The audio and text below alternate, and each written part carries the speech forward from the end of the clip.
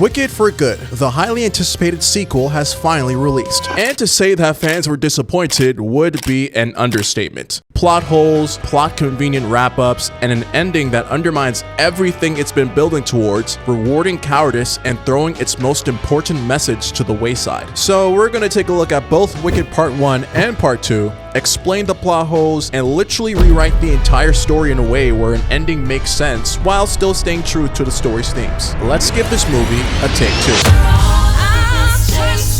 Wicked 2 just came out, so spoilers obviously if you haven't seen it yet. Elphaba's skin is green and everyone freaks out. All the while there are full-on talking animals and men who become scarecrows and tin men without a second look. Why did Fiyero pull a Jack and Rose on the door in Titanic? He could have left with Elphaba either via her broom or with the flying monkeys. Instead, he stays back to fight off the soldiers who aren't even fighting, sacrificing himself unnecessarily as the rest escape, leaving Elphaba to magic him into a scarecrow. But he didn't need to get caught at all. He could have just left with her. And also, as a scarecrow, why would Fiyero be even remotely interested in joining Dorothy and killing Elphaba? Why would the lion she saved hate her? And why would Bach as the Tin Man hate her for saving his life when his literal captor was conducting magic to change him and he was dying? Where Elphaba's hiding in her dying scene later is revealed to be a latched compartment, not a lower lifting contraption. So how did she disappear? Also, she must have been really relying on the water fizzing /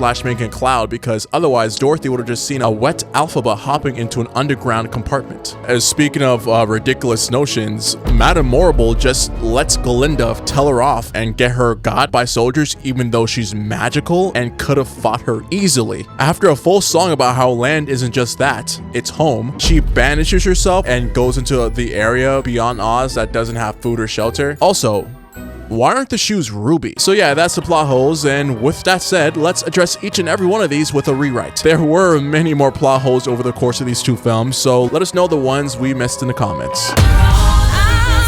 In the original, Elphaba Throp arrives at Shiz University to support her disabled sister Nessa Rose and immediately becomes an outsider because of her green skin. Her natural talent for magic catches the attention of Madame Morrible, who promises to introduce her to the wizard. Elphaba is assigned to room with Galinda Upland, a popular socialite, and their initial rivalry slowly becomes an unexpected friendship. When Dr. Dillamond, their favorite professor, is taken away as part of a rising crackdown on animals, Elphaba becomes determined to meet the wizard and fix what is happening in Oz. She and now Glinda travel to Emerald City, only for Elphaba to learn that the wizard is running a system built on silencing and exploiting animals. When she refuses to help him maintain that illusion, Madame Morrible publicly brands her the Wicked Witch, forcing Elphaba into a life on the run. To support a stronger ending and reinforce the political themes, Act 1 gets several interconnected adjustments that better ground Elphaba's transformation and the moral fractures of Oz.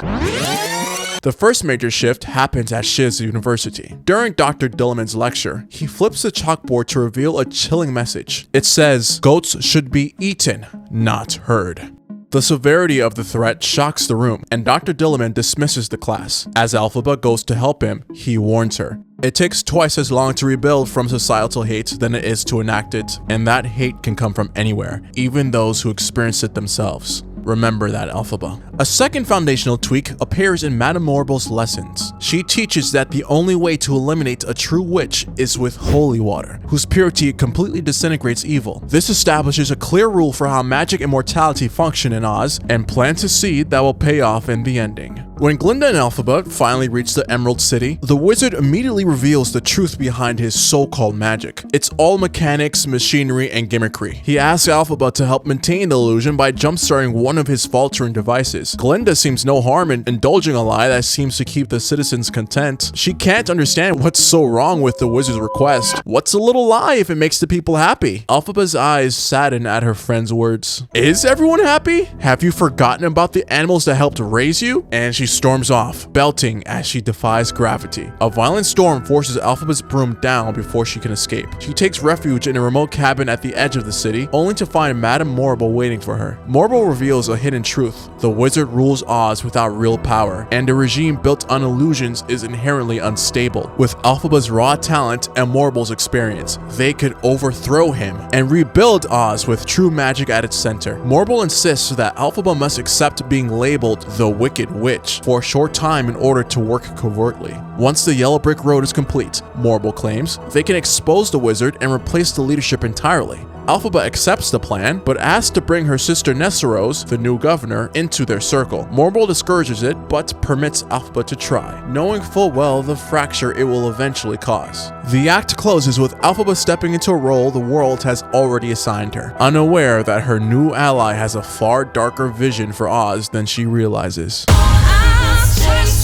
Glinda remains in the Emerald City, rising quickly through the political ranks and convincing herself that working within a system will let her change it from the inside. Meanwhile, Elphaba goes underground, determined to reverse the wizard's abuses from outside the establishment. Nessarose becomes governor of Munchkinland, and in an attempt to keep Bach tied to her, she attempts a spell that goes horribly wrong. Elphaba intervenes, but the only way to save Bach is to transform him into a Tin Man. At the same time, Elphaba and Fiyero fall in love. When he helps her escape capture, he's arrested and tortured by the wizard's forces. Desperate to save him, Elphaba turns him into a scarecrow, ensuring his survival, but altering him forever. When Madame Morble summons a cyclone that drops a house onto Nessarose, the tragedy cements Oz's belief that Elphaba is a dangerous villain, and the myth of the Wicked Witch deepens.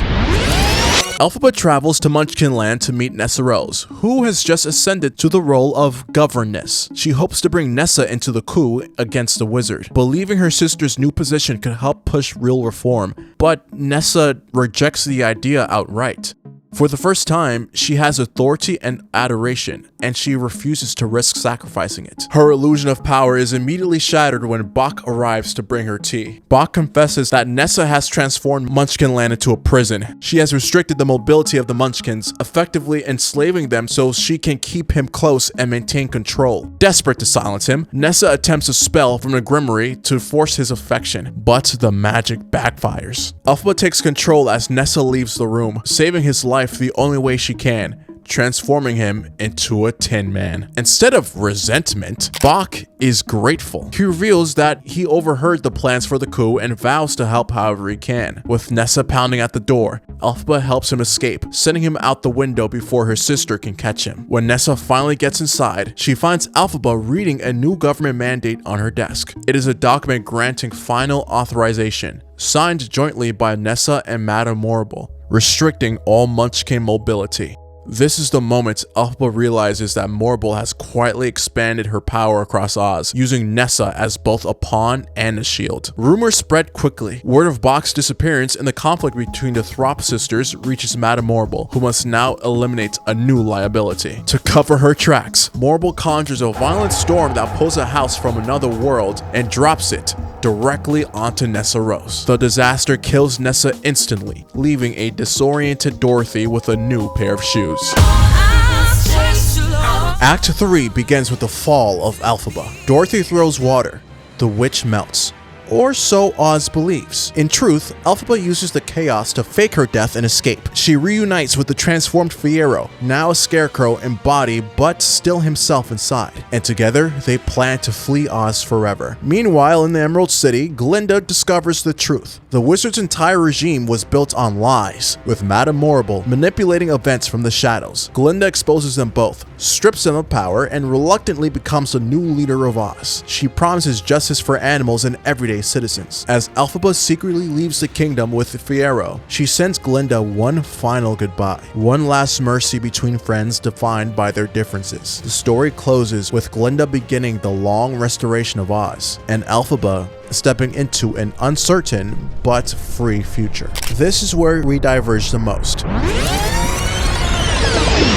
Elphaba and Fiyero reunite in her hideout, where they share the truth about Madame Morble's coup. Fiyero confirms every fear. Morble's hunger for power was never about helping animals. United in their mission and in their love, they fly toward the Emerald City. But the city is in ruins. A tornado, one powerful enough to tear apart stone, has destroyed half of Oz. Only one sorcerer could have summoned it. And among the rubble, Elphaba finds the worst possible sight: her sister, crushed beneath a foreign house. Dorothy, innocent, but wearing Nessa's stolen shoes, stands nearby. Elphaba is consumed with grief, barely held back by Fiyero as soldiers ambush them. During the fight, just as Elphaba and the monkeys escape, Fiyero is pinned down by 2 soldiers. Elphaba turns her broom back to save him, but he screams at her to trust him and save herself. To stop his pain, Elphaba transforms him into a scarecrow. As Dorothy begins her journey down the yellow brick road, she meets the Lion, the Tin Man, and the Scarecrow, each tied to Elphaba, each knowing the truth. The Lion owes Elphaba his freedom, the Scarecrow his heart, and the Tin Man his emancipation. They tried to warn her, but Dorothy, traumatized and trusting only the wizard's narrative, continues towards her mission. As Dorothy marches towards the Wicked Witch of the West's hideout, bucket of holy water in hand, heart pounding with the certainty of a mission given by the wizard, Galinda rides hard into the forest. She wears Elphaba's cape, her shoes, and a look of panic she hasn't felt since school. The hooves of her horse kick up leaves as she races towards the distant, crumbling tower where Elphaba lives in hiding. She arrives only moments before Dorothy does. Glinda slips inside, breathing hard, and finds a narrow crevice behind a wall of stacked stone. She squeezes herself in, peering through a crack. Then footsteps. A door creaks. Dorothy enters with the Lion, the Tin Man, and the Scarecrow. "I've been waiting for you, Dorothy," Elphaba says, gaze locking onto the glittering shoes. Her mother's shoes, her sister's shoes, the shoes that were stolen and weaponized. The Scarecrow steps forward, voice trembling in the straw-lined cavern of his empty chest. "Elphaba, please. Remember who the real enemy is." Elphaba looks at her only love and closes her eyes, steadying herself. "I'm not here to hurt you, Dorothy. That is your name, isn't it?" she asks gently. Dorothy's eyes shoot between Elphaba and the friends she's made along the way. Unsure, she lifts the bucket of holy water. Elphaba raises her arms, bracing herself for the splash. Dorothy hesitates, torn between everything she's been told and everything she sees. Still, she lifts the bucket. The Lion whimpers. The Tin Man steps in front of Elphaba. The Scarecrow begs her to stop, but Dorothy, obedient girl from Kansas, believer in good and evil, throws the holy water. Elphaba gasps, braces. The water splashes over her in a silver rush, and nothing happens. Elphaba blinks, dripping, alive. "Like my friends tried to warn you," she says softly. "Just because you were told I was wicked does not mean I am." She turns her head slightly. "You can come out now, Glinda." A stunned, shame-faced Glinda steps from her hiding place. "How typical," Elphaba says, not cruelly, but truthfully. "To watch, but never act. We agreed on almost nothing, and that was fine. But on justice? On truth? On who gets to live with dignity? There must be a line, and I intend to draw it." Galinda's breath catches. Elphaba continues. "From here we will proceed to the heart of Emerald City. Take over, and we are going to expose both you and the wizard for the scammers you are. You have 2 choices, Galinda. Join us in the coup and live a life of shame in your homeland, or you leave Oz altogether. Let me make it known that I want you to stay, dearly, but I will not restrict you from that choice simply because of my preference." The Tin Man steps forward and holds Elphaba's hand. Galinda breaks down, unable to keep tears from streaking down her face. "Then let me leave." Elphaba nods and hugs her friend one last time as she covers Galinda's head in the black robe and watches Galinda run from Oz forever. At the gates of the castle, Madame Morrible stops them in their tracks. Her and Elphaba raise their arms, prepared to use their magic to harm one another. Just before the first zap shoots from Madame Morrible's fingertips, Dorothy appears and drenches her with a bucket of holy water. Truly evil, Madame Morrible screams as she disintegrates into a pool of nothingness. Inside, they tear down the Emerald City's lies. They expose the wizard's holograms, machines, traps, voices. He has no magic, only manipulation. Unable to face public disgrace, the wizard climbs into his hot air balloon and flees, shrinking into the sky, drifting away to a world where he can fool people in newer, easier ways. Dorothy taps her shoes and disappears home, leaving behind an Oz in shambles. Frightened, leaderless, grieving. In the final scene, Elphaba walks through the shattered throne room. She could claim the Emerald Throne. She could rule, but she knows the truth that power always forgets. Oz doesn't need another ruler with magic. It needs a ruler with memory. She rushes through the palace corridors, past broken wands, ripped banners, and frightened citizens, until she finds him. Dr. Dillamond. His voice, raspy but alive, returns in a whisper. Elphaba? He can speak again. The spell's weakening, the silencing lifted. Tears spring to her eyes. She kneels before him. Oz needs you, she says, not as a symbol, as a leader. Dillamond looks out a window at the Emerald City. Animals staring, shaking, stepping cautiously into streets where they were once hunted. Humans watch them with fear and guilt. This place is broken, he murmurs. Yes, Elphaba says, and that is why you're the only one who can fix it. He straightens, old, weary, but determined. For the first time, he says, Oz will be led by someone who was never meant to lead it. Elphaba smiles. That is exactly why you must. The animals gather behind him. Cats, goats, bears, birds, all reclaiming their voices. Citizens step out from hiding. Some bow, some stare in confusion, but all of them are finally seeing, truly seeing, an Oz without illusion.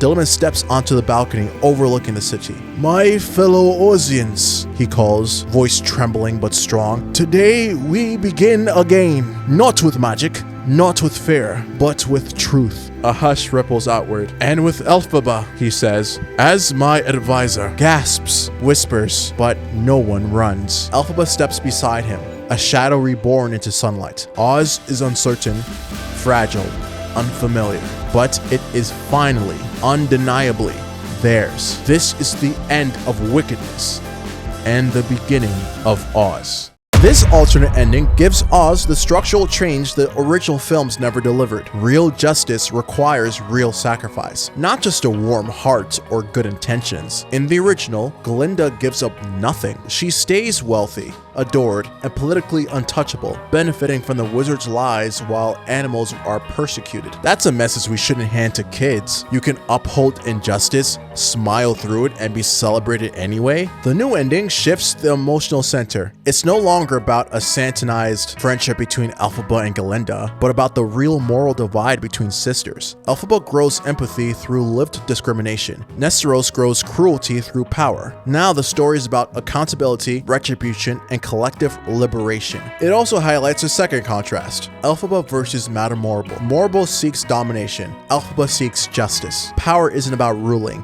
It's about knowing when to step back, when to let others lead. That's why Dr. Dillamond is placed at the helm. True change requires many voices, especially those who were once silenced. Not everyone will choose the right side of history, but the ones who do can reshape a nation.